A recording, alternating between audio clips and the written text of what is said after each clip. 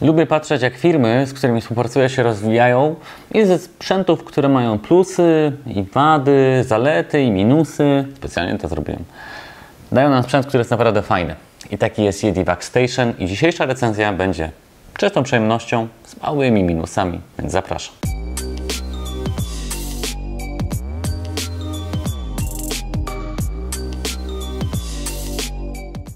Yeti to firma, która nie jest wybitnie popularna w Polsce, ale zyskuje na popularności. My już przetestowaliśmy co najmniej kilka z ich sprzętów. Charakteryzują się tym, że raczej nie mają nawigacji laserowej, tylko mają właśnie opartą na kamerze i są często właśnie takie białe, dosyć czyste z elementami niebieskiego. Ja dzisiaj dla Was mam Yeti Workstation, czyli pierwszego robota Yeti ze stacją do samoopróżniania. Coś, co pojawiło się jako nowość w 2020 roku. Zyskało na popularności w 2021 i w 2022, kiedy recenzuję ten sprzęt, już jest raczej czymś, czego oczekujemy od robotów odkurzających, więc Yeti nie został w tyle i oferuje nam właśnie taki zestaw, ich najbardziej topowy robot, który przy okazji jest również najlepszym.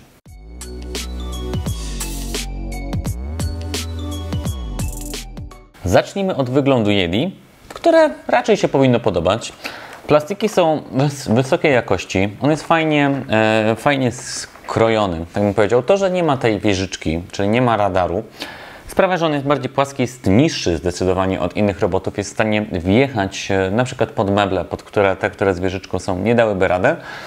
Tutaj na samej górze mamy to jego oko, którym on się trochę chwali. Visual Slam, który zaczął już działać naprawdę dobrze, ale o tym będzie później. I pojedynczy przycisk Power. Tutaj, z niebieskim podświetleniem, logo Yeti na samym środku, jest ok. Gdy go sobie otworzymy, no tak, mamy tutaj dostęp do nożyka, żeby go wyczyścić. Mamy pojemnik na śmieci z rączką, to też jest plus, bo wygodniej jest go wyrzucać, aczkolwiek jest to mało używane, mało wykorzystywane. Skoro mamy ten pojemnik, to po co mamy używać stacji? A gdy spojrzymy sobie od tyłu, no to widzimy jedną szczotkę boczną, szczotkę główną, ale już z czymś, co jest nowe. Tutaj widzę, że wciągnę jakieś rzeczy, czyli gumę tutaj zabezpieczającą wypadaniu odpadków poza szczotkę. To jest coś, co się zaczęło pojawiać w kilku robotach, plus, że Yeti również posiada. I pojemnik na wodę, bardzo malutki. To jest akurat, jak dla mnie, minus tego robota. Mamy pojemnik 240 ml, dosyć dziwnie skrojony, tak bym powiedział. Ten pojemnik, który Wam przed chwilką pokazywałem na kurz, to jest 450 ml. I szczotka, która też mi się raczej nie podoba, bo jest taką szmatką, nie szczotka, jest taką szmatką na rzep. Ma po prostu 3 dziurki, którymi się woda wydostaje i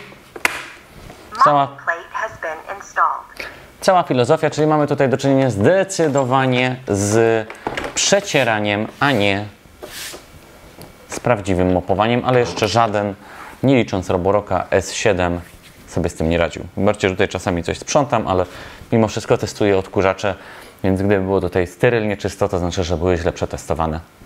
A widzicie, że działały. A tutaj znajduje się stacja do samoopróżniania. Jest duża, bo ma wymiary 43 na 42 na 20 cm, więc musicie wziąć pod uwagę jej wymiary, gdy będziecie szukać miejsca dla tego robota ze stacją, bo swoje zajmuje, a powinien mieć to miejsce dla siebie, żeby mu było wygodnie. Jeżeli chodzi o samą stację, to mamy już tutaj nowy sposób opróżniania. 2 otwory od domu, czyli w ten sposób jest opróżnianie z robota. Wcześniej było bardziej od boku, to jest bardziej efektywne i on sobie tutaj podjeżdża na tą wysepkę taką dla niego i się na niej znajduje, przez co też ta szmatka, która jak jest mokra, to nie leży bezpośrednio na przykład na panelach. Sama stacja ma worek na śmieci, czy tam taki, widzicie, woreczek mamy w zestawie 2, ten, który jest tutaj oraz drugi zapasowy, potem już musicie mieć Musicie je sobie kupić. On ma 2,5 litra pojemności, czyli powinien wystarczyć na około 30 dni, w zależności od tego, jak dużo będziecie sprzątać. 2 wystarczą gdzieś na 60, czyli maksymalnie po 2 miesiącach musicie je dokupić, a jeżeli więcej sprzątacie, no to może być szybciej. Przejdźmy teraz do działania tego robota, jak on sobie radzi na co dzień. Zacznijmy od mapowania Visual Slum, z którym ja zawsze byłem raczej na nie. Nie lubiłem go i uważałem, że się nie sprawdza. Tu już mamy dopracowany soft i on już sobie radzi. Jest w stanie sobie zmapować pomieszczenie. Jest inteligentny, czyli tak, nie uderza bardzo mocno w meble, tylko delikatnie do nich podjeżdża, więc Wam ich nie poniszczy. Poradzi sobie z stojącą suszarką z ubraniami. Poradzi sobie z większymi kablami, nie wciągnie ich. Te malutkie może wciągnąć, więc o tym pamiętajcie. Ominie większość przeszkód, więc jego mapowanie pomieszczeń jest już bardzo dobre. Co prawda mamy tylko jedną mapę, więc jeżeli macie na przykład dom, w którym macie kilka pięter, no to już jest problem, bo tutaj jest tylko jedna mapa, ale już radzi sobie bardzo, bardzo fajnie. Co jest jego kolejną zaletą, to jest automatyczne wykrywanie powierzchni, na której się znajduje. Czyli jeżeli jest na zwykłej podłodze, panele albo kafelki jak u mnie, to jeździ z odpowiednim saniem. Gdy wjedzie na dywan, no to odpala większą moc, żeby wyciągnąć stamtąd zabrudzenia, więc to jest jego plus. A gdy ma mopowanie, to omija te dywany, przy których normalnie jako odkurzacz wjeżdża i odpala tą wyższą moc. Więc mamy już faktycznie robota inteligentnego, którym się nie musimy przejmować, który możemy po prostu puścić w mieszkanie i on będzie jeździł. Jedyne co, jeżeli chodzi o samo mopowanie, to jak widzieliście, tutaj szału nie ma, mamy zwykłą ściereczkę, mamy nieduży pojemnik, to jest bardziej przecieranie na zasadzie przetarcia podłogi, przejechania jej, niż faktycznie do czyszczenia. Z jakimiś zaschniętymi plamami sobie nie poradzi za bardzo, ale z takim odświeżeniem podłogi już jak najbardziej ok.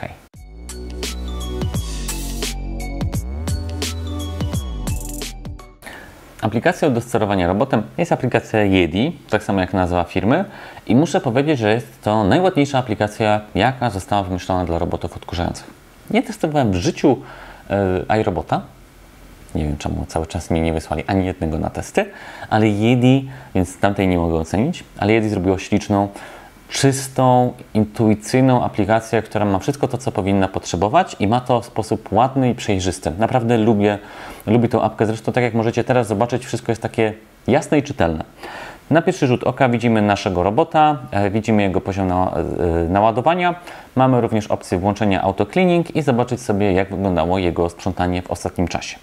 A gdy ja sobie wejdę głębiej w ustawienia, to pierwsze, co mi się rzuca w oczy, to jest mapa. Mapa jest ciekawa, fajna pod tym względem, że, bo jak może być ciekawa mapa, poza tym, że możemy sobie opisać pokoje, to ja nie musiałem ich wyznaczać. Robot zrobił to za mnie.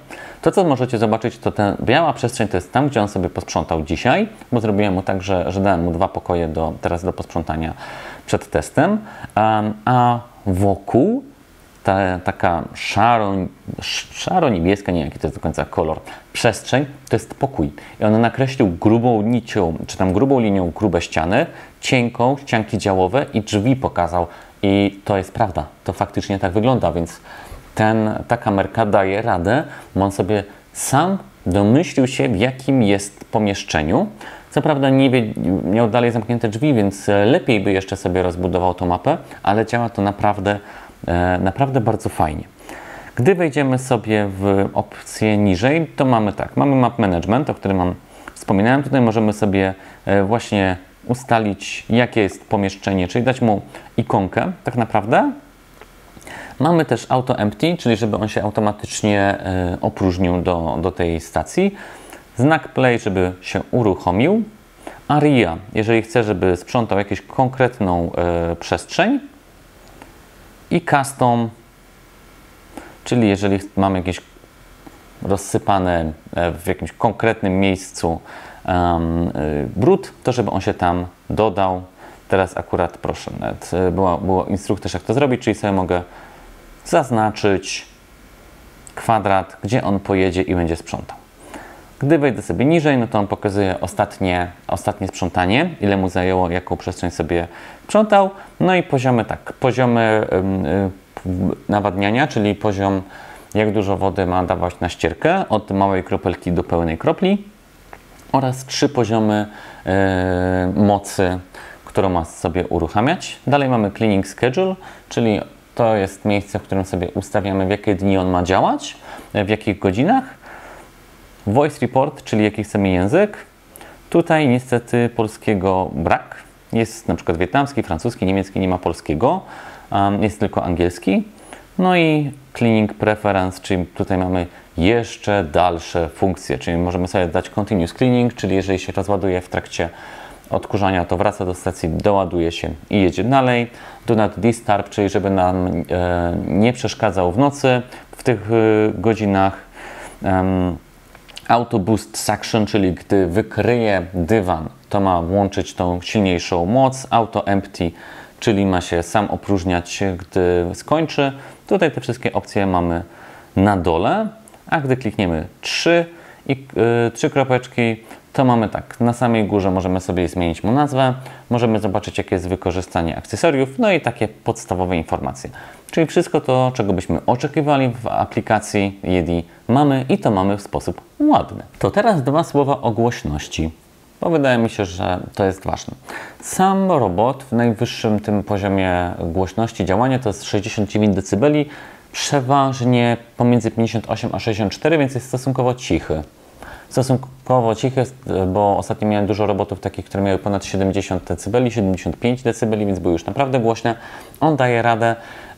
Karolina, która też go testowała, nawet puszczała go w nocy, kiedy dzieciaki spały, spokojnie jeździł, dawał radę, było ok. To, co jest bardzo głośne, to już samo opróżnianie. Czyli jak on podjeżdża do tej stacji i on musi odpalić, ta stacja musi odpalić tą silną moc, żeby wyciągnąć wszystko z pojemnika, no to wtedy jest bardzo głośno. Więc musicie pamiętać, mając robot ze stacją, że raczej nie puszczacie go wtedy, kiedy śpicie, albo dajmy na to, macie go w jakimś pomieszczeniu z dala od sypialni, a nie w sypialni chociażby, bo może to Was obudzić. Jest to naprawdę głośny dźwięk. Z rzeczy jeszcze czysto technicznych, to tak, bateria 5200 mAh powinna wystarczyć na około 200 minut sprzątania, więc długo. Spokojnie, nie wiem, 150 m2 powinien dać radę, więc raczej z większymi mieszkaniami, z normalnym domem da radę. Jeżeli mamy już bardzo duży dom, to może być problem, ale też pytanie, czy faktycznie macie taki duży dom w jednej płaszczyźnie, czy macie piętra, bo wtedy musicie go przenosić, albo mieć taki jeden egzemplarz per piętro, bo wspominałem, że ma tylko jedną mapę. A sama siła ssania to jest 3000 paskali, czyli normalnie. Ostatnio miałem roboty, które miały 4000 paskali, więc były bardzo silne i naprawdę mocno wciągały.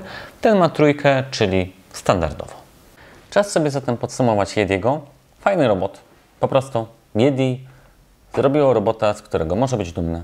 Jest dobrze wykonany, dobrze odkurza, mopuje, tak jak wszyscy, więc tutaj bez szaleństwa. Jest cichy przy jeżdżeniu, głośny jak się opróżnia, czyli jak wszyscy. Po prostu jest fajnym robotem z bardzo fajną aplikacją. To wydaje mi się być jego dużą zaletą, bo naprawdę ma fajną apkę. Ma też sterowanie głosowe, o czym może jeszcze nie wspomniałem, to też możemy go puścić podpinając do asystentów. Jego cena pomiędzy 2000 a 2200 zł, moim zdaniem warty tej ceny, więc jeżeli szukacie fajnego robota z stacją do samoopróżnienia, nie chcecie mieć kolejnego Xiaomi, Roboroka, ale też nie chcecie wydać bardzo dużo pieniędzy na iRobota, to Yeti wydaje się być całkiem ciekawą alternatywą. Dzięki Wam za ten film. Jak zawsze zapraszam Was do subskrypcji naszych filmów, subskrypcji naszego kanału. Soshi będzie niezadowolona, jak powiem subskrypcji naszych filmów, więc subskrypcji naszego kanału, lajkowania naszych filmów i oczywiście udzielania się na SmartMe. Dzięki wielkie i do zobaczenia.